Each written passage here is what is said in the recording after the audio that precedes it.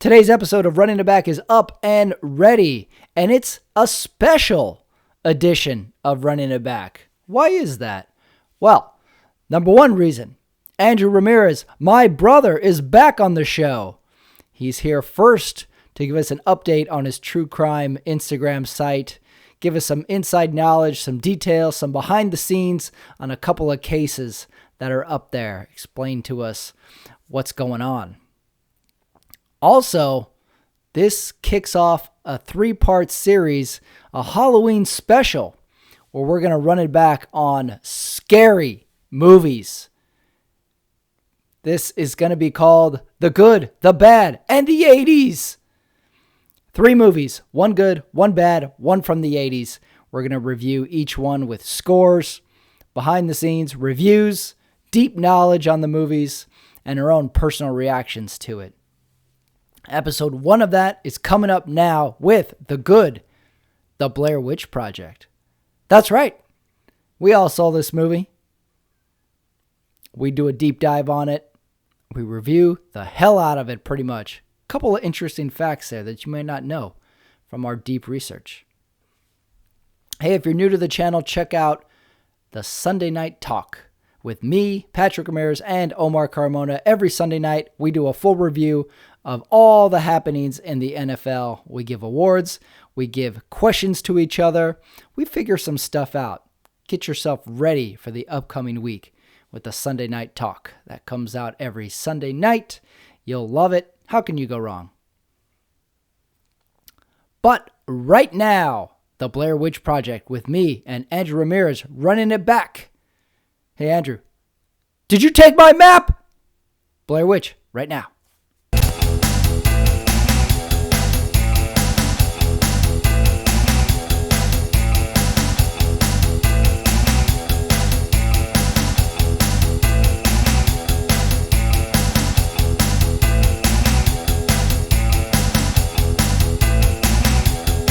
All right, back on the screen, joining me, making his glorious return to the Running It Back podcast, Andrew Ramirez, my brother.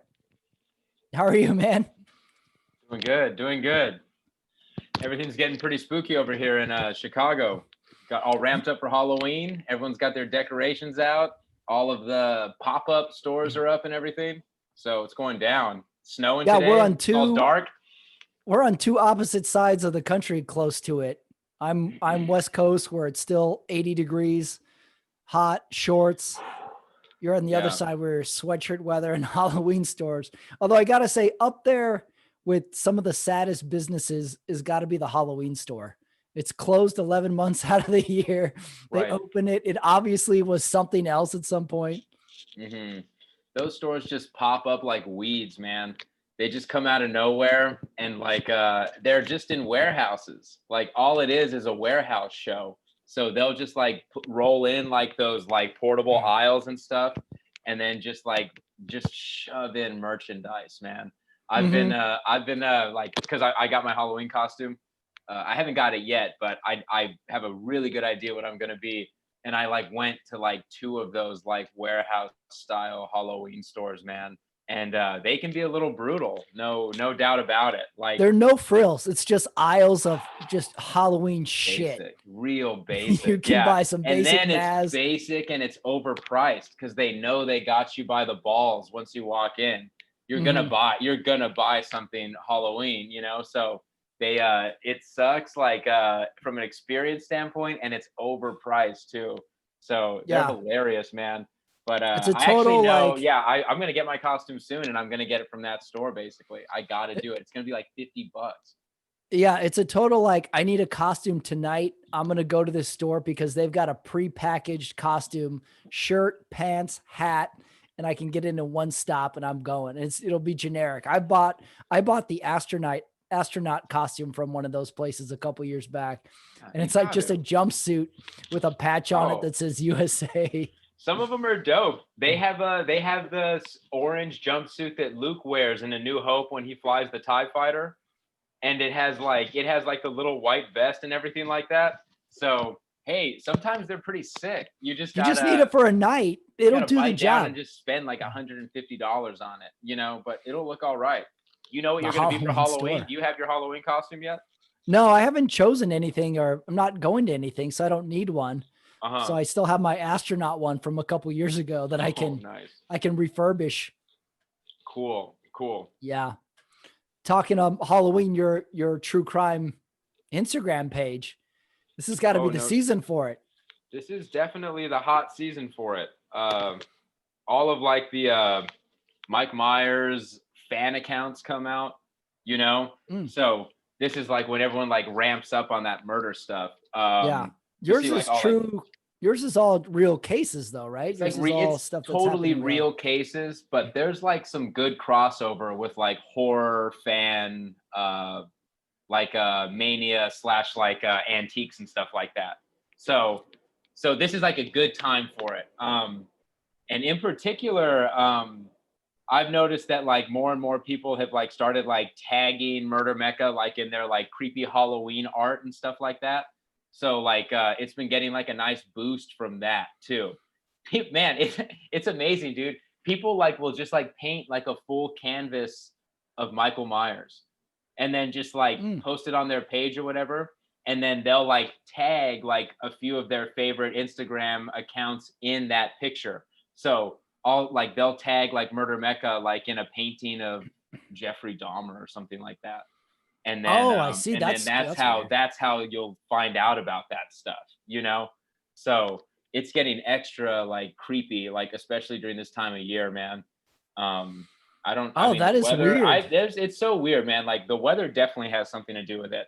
Because now that it's getting dark all early, like it's kind of dark by like 5 o'clock now. Like people are like definitely getting more psychologically dark. Yeah, it's been the best with year. the This has been with the the best lead pandemic up. and everything, it's getting Yeah, darker now. it's been Yeah, the best lead up to a the real election spooky too. time. Yeah, yeah, yeah. Well, one of your posts recently you had on the Murder Mecca Instagram was about the daughter of the BTK killer. She didn't know her dad was the Right, BTK killer till when? right. Like, okay, so a little background on the BTK. He's like this guy who I think killed his first family, like first full family of like four people when he was in his early 30s. And then from that point on, just consistently killed people all the way up until his late 50s, early 60s, or something like that. So he would kill somebody and then take like a year to 3 years off, and then kill somebody and then take another long break. And he did that for like 35 years or something like that. And over the course of that timeline, had like a full family and had a daughter who like he would like read horror novels with and stuff like that. And she like talked about he was really creepy, like in the sense of like he liked really creepy like horror novels, and he would watch horror movies and stuff like that. Like they watched The Exorcist together and he like really liked it. So she was doing all of this with this guy who she just thought was like her cool dad who was into crazy shit, and turns out to be like the BTK killer, and was like actually also just like killing people like during that time. Like, could you imagine? So she I posted a picture of her and her dad, like I don't know, she must be like 14 or 15 in this picture or something like that. Right. And it's just like her and her dad, like before, like I don't know, they go to church or something like that. But it's a crazy story. She wrote a book about it, just growing up with the BTK killer, and she just talked about how crazy it was because she said like he was actually a really good dad. Mm-hmm. Yeah, that's what the She was post like he was did a talking good about. job. He did a good job raising me, and like she was like, I can't think of anything like compared to all the horror stories you hear about dads in the world. She was like, he was an excellent dad, you know.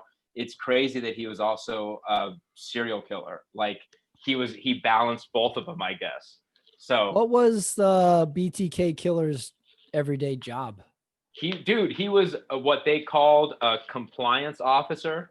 So he was basically just like a professional asshole. Like he would drive around in a city vehicle and just measure people's grass and stuff like that. And if it was Oh, overgrown too far, he would knock on the door and give people citations for like having overgrown grass, or a fence that projects too far into the alley. Like he literally was like an asshole for a living, you know? And Hmm. people said he would like he really enjoyed power tripping a lot. Like he really enjoyed telling people they had to cut their grass a certain way, or telling them their dog was being too loud or something. So it was like kind of fitting when everyone found out like that he was a serial killer, because they were like, he was a Huh. real like sadistic dude when it came to like enforcing his job and stuff like that. They said Hmm. he would be like, he would go from being like really nice to really mean like on a dime. So that was like his like professional life. Oh, and then the other thing about it was that since he would drive around all day and just enforce little laws about your lawn, he also had ample time to like stake out houses that he would eventually attack later. So he would drive all over the city and then just like kind of find good neighborhoods where he could like easily get away after a crime and stuff. So Mm. it was like the perfect job for him, basically. Yeah, sounds like. How did they finally catch him? How did they finally find out he was He was the like, so the whole time he would always write the police. He was always like taunting them, kind of like Zodiac killer style. He would like write in and like tell them I've committed another crime, like here's proof, blah blah blah. But anyway, the police ended up uh, tricking him because he was always worried about like getting caught, basically. So when he started writing his letters on computers, he was like confused. He like wanted to give them like a floppy disk or something like that.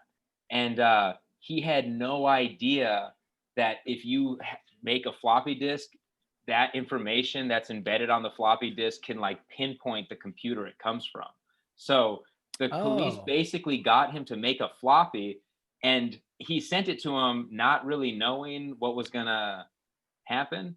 And as soon as the police got it, they just were like, boom, that computer is in this city and this street, da da da da da. And they traced it to, this is the fucked up part, it was a church computer. He wrote that Huh. letter from like a church computer that he like volunteered at. He was like the president of the church society or something like that.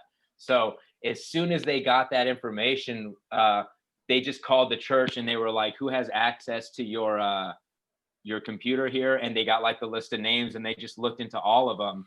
And Dennis Rader like fit the profile. He was like a beefy dude, like 6 foot, like a little older, you know, had been around for a while. And Hmm. and as soon as they rolled up to arrest him, he like just kind of like, it was done. Like he just like kind of admitted Yeah. it. He was like, he knew it was up. So that's how they caught him. They found out which computer he was writing his letters from. Oh man, that's crazy. Isn't that That's a weird? great use of like early computer technology to Dude, it bust people. is. And they kind of, because he was worried about that, and they kind of tricked him. They were, I might not be remembering it perfectly, but they kind of said like, Dennis, if you want to go totally anonymous, or not Dennis, they were like, hey BTK, like if you want to go totally anonymous, like the best way to do it is probably through floppy disk. And like in the back of their mind, they were like, LOL, that's the worst way to do it. Like if he does that, And we're gonna he be had able to no catch clue. him. So it's funny that he would listen to them, you know? But Yeah. he did, and that's how they caught him. He made like a tech error because he's like a dad. He was like a dad in his Huh. 60s. It's like 2005. He like doesn't know anything about like tech yet, really. So he just made like a dad error, and that's how they caught him. Oh man, that's great. That's great Yeah. technology usage. That's one of the only times you could use the excuse of you were actually looking at porn online. Like Because that could have been me. Why not? Because I was looking at porn that day. I There's had a no way that different you tab could have been open. me. Yeah. That wasn't me. I was looking at snuff films. No way. I was Right. too busy Right. to write these murder letters that day. No kidding, right? Yeah. That's right. Yeah. Tell it to the judge, buddy. Yeah. Isn't that Yeah. so? That's how they caught him. That's crazy. And he just went to, after that he just went straight to jail. And I think there was a lot of problems with the trial because some of his crimes were like 35 years old or something like that. So it was hard to like get everyone together for like a trial on a crime that happened that long ago. But they easily threw him in prison for like a crime, you know. So his Mhm. like trial was really fast. And then he just like writes letters to a lot of like people, and like just has like a really creepy tone, you know, like he like has like he writes like poetry and stuff like that. So he like has old poems that you can read and stuff, and like he just like Hmm. corresponds with a lot of like people who are interested in his story and stuff, man. And he's genuinely a creepy guy. Like I like he is like the stereotypical mold of like a serial killer. He's got like the big glasses. He's got the big like reading glasses. He's got like a goatee that like obscures his face, and then he's got like the downward facing eyebrows where he Ah. always kind of looks pissed, you know? And then the balding, he's got like the just the hair on the side look. So Hmm. he's like almost like iconic when it comes to serial killer look, I feel like, you know? Wow. He's freaky, man. He freaks me out. This guy was born to kill. He's Born to got the kill. he's got Yeah. the look. Freaky guy. Yeah. His real name's Dennis Rader, but he called himself BTK. He would sign all his letters BTK for bind, torture, and kill. He was Oh, like I see. really into knots. He was like a knots guy. So Huh. he would tie his victims up with all these intricate knots or whatever. And that's why he put bind in his like MO style. Ah. Right. Yeah. No one can ever do any murders at Burger King and call themselves the BK killer because it would be too redundant. They're It's like, nah, close. dude, it's been done. It's the BK killer. I thought we busted him already. Nah, this guy's Burger King. They're like, This is a oh, different one. shit. Yeah, it's too Shit. close. We got to rename him. You got to rename him. Nobody views anything based off of Burger King. Not yeah, It's no, been done. unfortunately. The name has been done. The BK killer, the BK Whopper.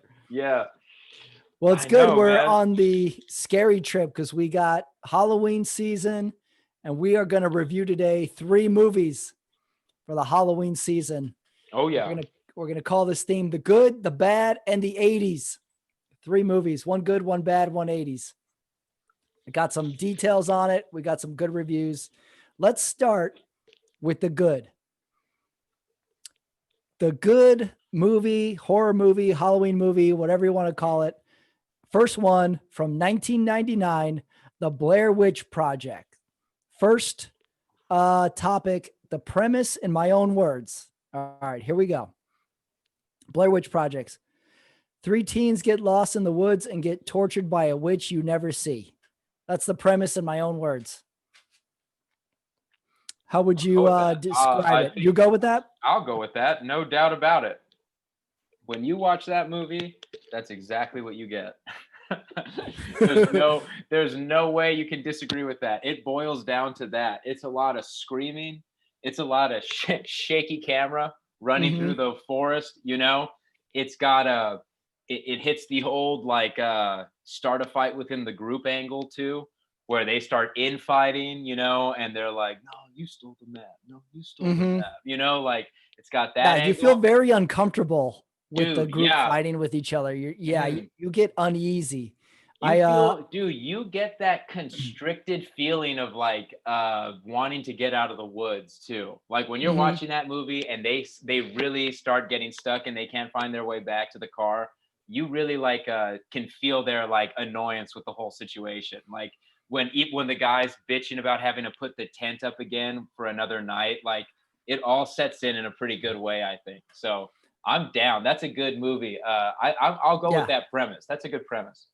This also really uses the technique really effectively of never seeing the scary thing, never seen the Right. monster, never seen the witch. And so effectively, you kind of build the scary thing in your own head and you're kind of scaring yourself. Kind of like also Predator uses this a little bit where you never see Predator for a long time in the beginning and you're sort of building it in your own head. And then really by the whole movie, you really never see anything. It's not like there's any reveal in this movie. You never see anything, which kind of adds to the mystery and the Right. lore of it all. You know, So, they do that really well by I always forget the movie starts with like an actual documentary about the witch. And do you remember they interview all the townsfolk and they like yeah. describe their little story about the Blair Witch? Like uh, one lady says like she describes it as like kind of like a animal standing on its hind legs, like it's got she was like it had like fur and stuff like that, and like that description is so scary because like that's like in your head for the rest of the movie when you like see their tent shaking in the middle of the night and stuff like that. Like you've got like this idea of like a weird animal style witch. Like it's really good how they just get like characters to describe it for you, and then it's all in your head from that point on. They like Yeah. they nail it with the old Jaws approach of like not showing the monster hardly ever. That way you like make it way more terrifying in your own head, you know? Yeah, they talk it up in the beginning with the local townsfolk really well. And also, we know that it's a drama now, but if you'd watched it blind in 1999, it easily passes for like kind of a true documentary, at least early, because Mhm. those townspeople don't look like actors. You're kind of believing it. And like when I was rewatching it, it really takes them a long time before they really ever get into the woods. Yeah. This movie is a really slow burn in the first half of it. Nothing really goes down, nothing scary, no nothing for like half the movie. Mhm. So you're just sort of building the narrative over and over again with the townspeople before they Right. get to the woods and then before anything really happens. I didn't know that about when I rewatched it. Like this movie takes a long time to get going. And then when you're in it though, you're in it. Right, right. It does. And then it's like crazy because people thought it was a real documentary. They thought they were watching like the death video of like three people, you know? Mm-hmm. So that opening documentary part makes it feel so realistic. It's like she does like a cheesy intro at the cemetery, and then there's like cuts to like them just chilling in the hotel, like drinking and stuff like that. It like I always forget that I don't think a lot of people thought it, but I think a good amount of people thought that it was a real thing. Yeah. And those were actually real people that were killed, and they weren't watching a movie and stuff like that. So Yeah. that launched the whole like that style of movie. Like Oh yeah. It was it's weird imitated that no so one many had seen times that after that. before. No one had ever seen that kind of movie before, you know? So I mean, when it came out, I was like uh 10, so I didn't see it in theaters really, but I can only imagine like what it was like to watch that in theaters and then afterwards, because it ends like it just ends, you know, Mm-hmm. and then the credits just roll and then it's over. There's no music really or anything, so Mm-hmm. you just walk out of there thinking you watched a snuff film, kind of, you know. Yeah. It's like what a horrible feeling.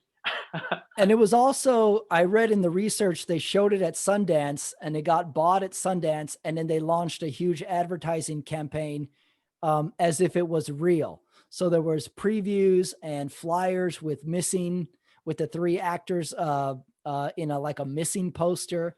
So there was, and this is very kind of beginnings of the internet. So there was not a lot of spoiler alerts if you were just going to go watch this movie.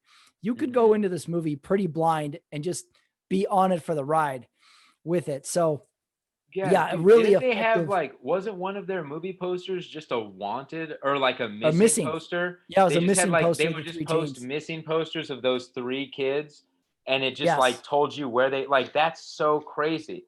Nobody Hmm. even knew it was an ad. They just thought it was a poster for these three missing people. How scary. That's Yeah. genius. That's so good. And then Well, it's just a great movie too. It's so it well is. done. It's they We'll don't get overdo it. it. It's just right. We'll get into it in the logic issues at the end of this of how like we should have seen this coming, that it wasn't a real documentary. But Right. when you watch it, it's very easy to go along with it, which makes it so great. It's 86% on Rotten Tomatoes. The Mm. movie was filmed in Maryland over 8 days. It was highly improvised. This was the interesting part. The two filmmakers were inspired by the 1980 film Cannibal Holocaust, in which a crew goes to the Amazon to study cannibalistic tribes. When the crew does not return, a rescue team finds their footage to reveal the horrors of their experience. I looked Wow. this movie up.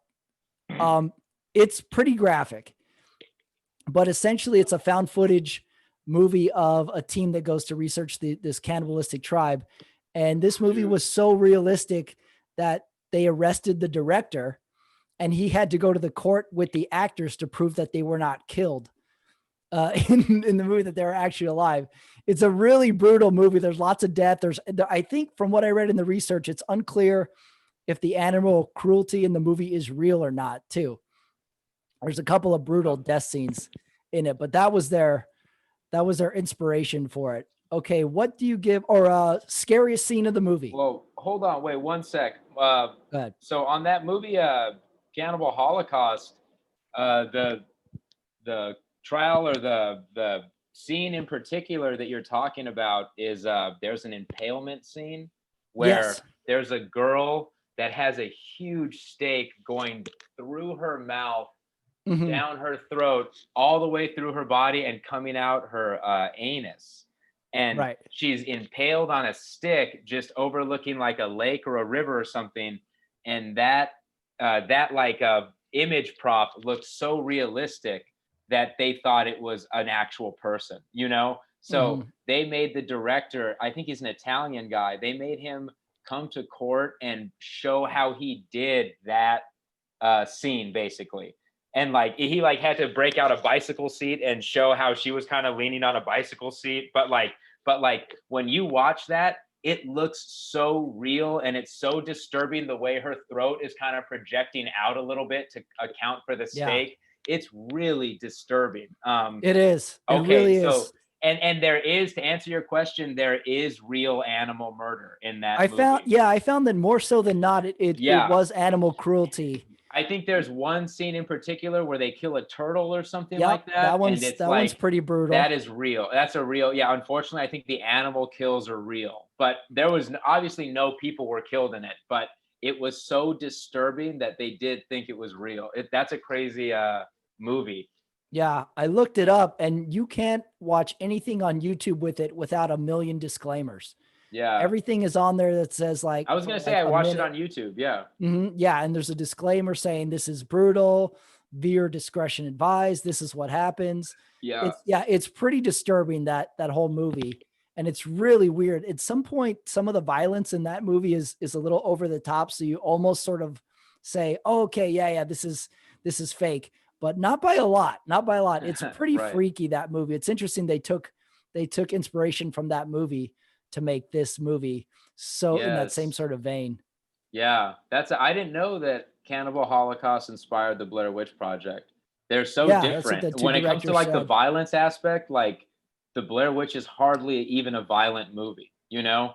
So it's crazy that that took inspiration from like such a crazy, violent, horrific Mhm. movie. That's good. Yeah, the found That's footage good. aspect of it. Scariest Wow. scene of the movie. What do you got? Hmm. Well, for me, it's a tie. It's a toss up between, of course, the very end, you know, when it kind of all ties in a little bit. Like, remember one of the folk, like the townsfolk, says that, like, he heard a story where, like, the Blair Witch would separate the children. And, like, when she was about to kill one of the kids, she would put the other kid in a corner. So, like, the kid wouldn't Mhm. see or whatever. And then you like that, like, little seed is like planted in your head, and then at the Yeah. very end of the movie, she's like walking around in that living room, like that decrepit living room. And then she goes to the basement and then she sees her friend, like she's screaming. And then she sees her friend standing in the corner. And then Mhm. like the camera just gets knocked over. And then that's like the end of the movie. Like, spoiler alert. Like, Right. Just ends. that's for sure a super scary scene. And then the other scene that really like I think is super scary and I always like kind of stands out to me as just like an awesome scene for the movie people is the scene where the mom is talking about the Blair Witch and she's got her kid on her shoulder. Oh And yeah, yeah. then That and was a then good one. I like that one. she starts talking about the Blair Witch and the kid starts crying. And then Yeah, the like kid tries to cover her the mouth. kid like literally tries to shut her mouth. And I was like, I don't even know if you could get a kid to do that, you know? Like that felt so believable. It seemed like the kid actually just got fussy during that scene, you know? That was So perfect. Yeah, that's I like don't a know how they got the perfect kid to scene do because that. it's like the witch like is so scary that even kids of all ages are like scared of it. So I was like, oh, that's a creepy scene. That like gives me chills, like that the kid starts crying when she says the Blair Witch. So Yeah. that's my other scariest scene. Good seed planting, good ramp up to what they're Hmm. about to encounter with Yeah. the kind of like homemaker mom and the kid, just totally normal mom in every town, and tells you a scary story that that is like kind of sensational. And then I think at the end they ask her like, "Oh, are you scared of it or do you believe it?" And she's like, "Oh, well, I don't go up there." She just sort of like Right. she's like, "Well, I wouldn't go there." Sort of Yeah. laughs it. I nominate the tent scene where the tent shakes. That's as close as we get to like physical touch of anything. And also Yes. like you really feel like you're in the tent with them. So you're just as scared because like I don't know what's going on out there with the noises. And I'm just as blind as they are. There's no shots where you kind of see the characters. You're just sort of in the tent with them. So and then they get out and they just book it. They just run. So you're like, Yes. yeah, I would probably do that too. I would just like get the hell out of here. I just run as fast as I can That's a away. good scene. Yeah. And apparently, I mean, maybe it's not true, but I heard that like when they filmed that, a lot of times the crew would just mess with them. And Yes, like there was a lot of that. they wouldn't tell them when they were gonna freak them out or anything like that. So that tent shaking scene is supposed to actually happen like in the middle of the night. And I'm sure obviously the actors knew that it was the crew, but still like you can only imagine getting woken up at like 3 a.m. with like your tent literally like violently shaking like that. Yeah. That would be I so read scary. in the research, the crew would basically give the actors a task for the day. You have to walk to this spot, look for this, and then the actors would do it, and then they would just sort of react to them. Oh, that's so So good. yeah, so I got the tent shaking. The children laughing sound effects is a honorable mention for the scary scene where they just hear kids in the woods late at night. That was great. Hmm. The breaking sticks late at night when they find the house. That was just like, oh shit, we're in it Oh now. my God. Yeah. That Yeah, house is so scary because they've got that like kind of night vision black and white filter on the camera. So you can't really see anything. It's like heavy contrast. And it's just like, oh my God, like don't go into that house. yeah, How is that going to be the answer to this yeah. I problem? almost wish they spent more time sort of like scared to go in or more Hmm. time like being I scared really, because they go into it pretty confident. They're like, we're gonna dude, go right. find Mike, and they Yeah, just go straight in. right. Mike is like screaming from the house. Right. And they You're think he's right. in there. Yeah, when Mike goes missing, that's a pretty disturbing part too. Yeah, he's Because just gone. It's kind of and a then and weird. then remember, this is before they get to the house. They wake up one night and they can hear him screaming, just like Yeah. writhing in pain. And then the next day, she finds like his shirt with his teeth in it or something like that. Yeah, I had that for another Ah, kind of scary scene. They find it. oh, It took me a while. Those were those were teeth, I think those are his teeth. I think teeth I and some think the hair. night before the witch is literally pulling his teeth out, and that's why he's like screaming in pain. And then she leaves the teeth in the forest for the friends to find the next day. It's Yeah, that kind of was a good like scene. It's oh, confusing like little too. that's like some creepy like Hansel and Gretel reverse Hansel and Gretel shit where like the witch is leaving them like a trail to her house, you know? Hmm. It's really, really brutal. I've heard some good theories too that like the witch puts them in a time warp where like they go back in time to the time when she even still had a house. Because one of the townspeople says that her house burnt down. Like they say that like I think the city got angry at her or something like that, and then like attacked her one night and burned down her house. So the fact that they actually even make it to a house like proves that the witch has like put a spell on them or something, and like they've been transported back to like the 1800s or whatever, like Yeah, whenever she had that house. So there's like a lot of creepy shit like that that's going on too, where you're like, no matter what they do, like they're in the witch's game right now. Like this witch is gonna do right, whatever right. she wants. Like it doesn't matter. You get a great feeling of helplessness. We're like, we're never Yeah, getting out of these woods. it's There's no done. way Yeah, out. Yeah, I'm not getting out. And then they do a great job of kind of figuring out the scary stuff happens at night. So we got the whole daytime to try and walk out of here. But as soon as it gets dark, we're gonna have to deal with this we gotta hunt her again. down. Yeah. What do you give it? Scale of 1 to 10 scare factor score. Scale of 1 to 10 scare factor score. I put this bad boy at an 8.5. I went 9. It's good. It's up Nice. there. Great job of kind of scaring you without showing you a lot. Next category, the gratuity score or gratuitous score. This can count for bloodiness, Yeah. murder. Gratuitous score, I give it a 3 because there really isn't anything besides the bloody tooth, Right. and when the camera falls. That's really the only instance of violence in the whole movie. Yeah. So I give it a 3. That's true. The only gratuity that really comes through here is the gratuity of the marketing campaign leading up to this. Oh, that's good. That's worth half a point. Making you think that this is actually 3 missing kids. These kids are gone. Because it's crazy because I'm sure somebody was like really concerned about them, and was like, oh my God, like these 3 kids are missing in Maryland, like, like darn, I'm sure people called the number, like I think they had a number and everything. Oh, that's good. So yeah, so the gratuitousness of like maybe like a marketing campaign centered around like a real kidnapping is like that I would say that's like where it does all of its like gory gratuity. So I would put it, I mean, I'm with you. Maybe because of that, and then the fact that there's very little blood in the movie, I'll give this a solid 5 on the gratuitous level.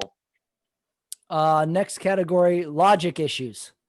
This is where you can poke holes in the plot. First logic issue I had.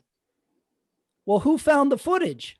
If these kids were missing, the footage was in the house. Somebody went to the house and got the footage, right? And then secondly, it's edited. Who edited all this footage? Was it edited afterwards? Next thing, when they tell the story of the murdered children in the beginning, this happens in the 1940s. So are we to believe that the witch lived for 50 years and is still in the woods and can still sort of kill people? So that was my other logic question. And then the final one is, what was with the slime? At one point, I think Mike or Josh says, there's slime on my pack or whatever. And they're like, what's with this slime? That never fully hit with what exactly was happening with the slime. Did you have any logic issues with the movie? I'm trying to remember the slime scene. When's that happen? Right. They're all 3 still together. Yeah. And they've had like 1 night or 2 nights of scary stuff. And then they wake up and one of the guys is like, there's something on my pack. It's slime. He says slime. I never fully got what was that didn't kind of was referenced before or anything. Mm-hmm. So I was like, what was up with the slime again? Okay. Yeah. I vaguely remember that scene. Maybe, I don't know, man. Maybe I feel like that movie's like juicy because they probably reference like old witch things from like that time, where like maybe the witch would slime you to like mark you or something like that. Mm-hmm. Like it probably has something to do with that. The thing all the logic issues you brought up were basically mine. Like the big glaring one is who got this footage? Yeah. Because it's like, one, some people think it takes place in a previous time. So it would make no sense how someone would go back to that time and grab the camera and then bring it back to 1999. So that doesn't make any sense. And then it also makes very little sense that the witch would just be down for someone to just like walk into that house and just like hang out and get the footage and then leave. Mm-hmm. Unless, of course, the witch wants the story to get out, maybe the witch wanted a little attention or publicity or something like that. So that's a logic issue right there.